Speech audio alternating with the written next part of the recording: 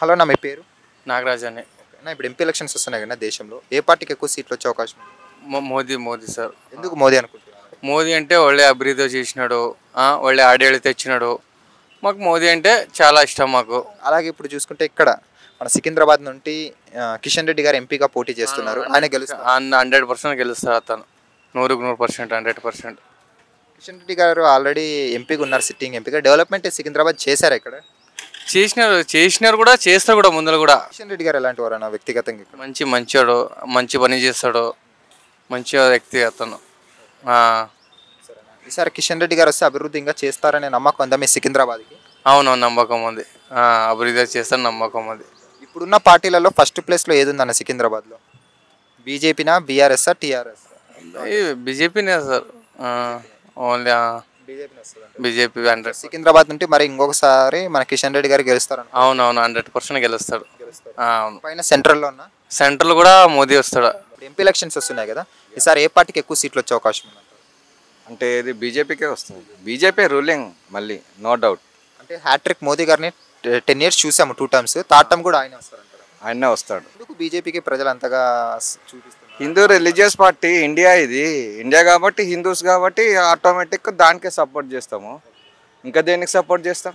ఇక లోకల్ సికింద్రాబాద్ చూసుకుంటే ఇక్కడ కిషన్ రెడ్డి గారు ఎంపీగా పోటీ చేస్తున్నారు బీజేపీ తరఫున. ఈసారి గెలుస్తారు ఆయన? గెలుస్తాడు. ఈ 5 yearsలో అండి, నో డౌట్. బీజేపీకి ఇంకెక్కువ సీట్లు వస్తాయి, తక్కువ రావు. హలో నా మీ పేరు? నా పేరు హనుమంత్ యాదవ్ అండి. ఎంపీ ఎలక్షన్స్ వస్తున్నాయి, ఈసారి ఏ పార్టీకి ఎక్కువ సీట్లు వచ్చే అవకాశం? బీజేపీకి అండి. బీజేపీ. ఎందుకు బీజేపీ అనుకుంటున్నారు? Because of Modi is doing everything good. ఇక్కడ కిషన్ రెడ్డి గారు ఎంపీగా పోటీ చేస్తున్నారు, బీజేపీ తరఫున. గెలుస్తారనుకుంటున్నారు? గెలుస్తారండి. బీజేపీ కళ్ళు మూసుకొని గెలుస్తారండి. అంటే ఎందుకు కిషన్ రెడ్డి గారు అభివృద్ధి చేశారంటారా 5 years? చేశారండి. ఒకవేళ ఆయన గెలిచారనుకుందాం, నిధులు తీసుకొచ్చే సత్తా ఉందా కిషన్ రెడ్డి గారు? ఉన్నదండి. అతను ఇప్పుడని కాదు, మోడీ పీరియడ్ నుంచి మోడీతోనే ఉన్నాడు అతను. ఇప్పుడని కాదు, సిన్స్ ఫ్రమ్ 1970s నుంచి మోడీతోనే ఉన్నాడు అతను. వ్యక్తిగతంగా ఎలాంటి వారు కిషన్ రెడ్డి గారు? మంచోడు అండి, మంచోడు. ప్రజల్లోకి వచ్చి తిరుగుతారనుకుంటున్నారు? తిరుగుతాడు. ఇప్పుడు ఎంపీ ఎలక్షన్స్ వస్తున్నాయి కదా, సికింద్రాబాద్లో ఎవరు గెలుస్తారు? కిషన్ రెడ్డి గారు గెలుస్తారంటారా? 100% కిషన్ రెడ్డి గారు గెలుస్తారండి.